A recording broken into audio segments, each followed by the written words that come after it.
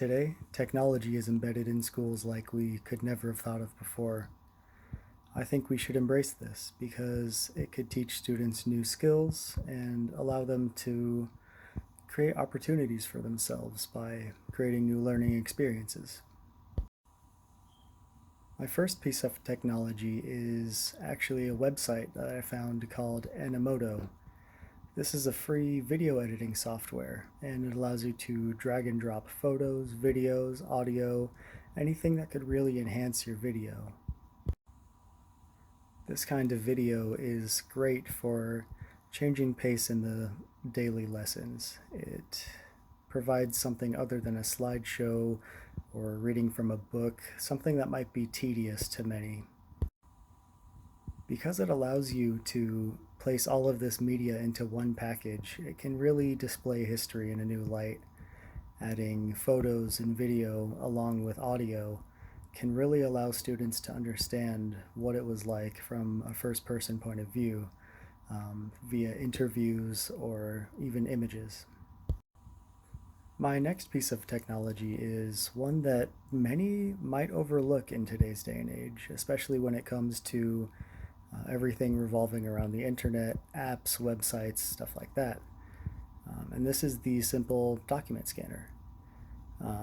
This can either be electronic or it can be a simple projection.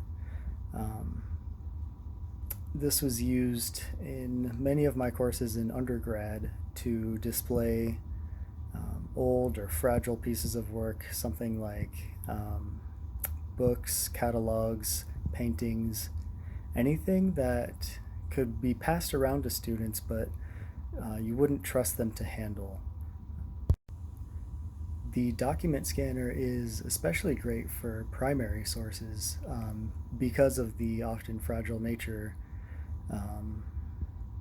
It really allows you to get a closer look. You can zoom in on it and observe it more closely, and you can really get a sense of what people were feeling and holding and looking at the time period, especially for something like old books or catalogs.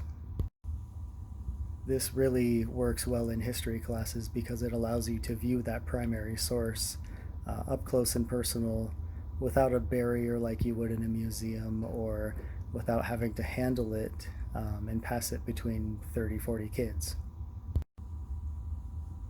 The last piece of technology that I have is actually another media website, this being Padlet.com. Padlet it's a website for creating presentations, and this can be any kind of presentation ranging from a simple slideshow to a timeline, and you can even make a map for historical events that took place all over the world around different time periods.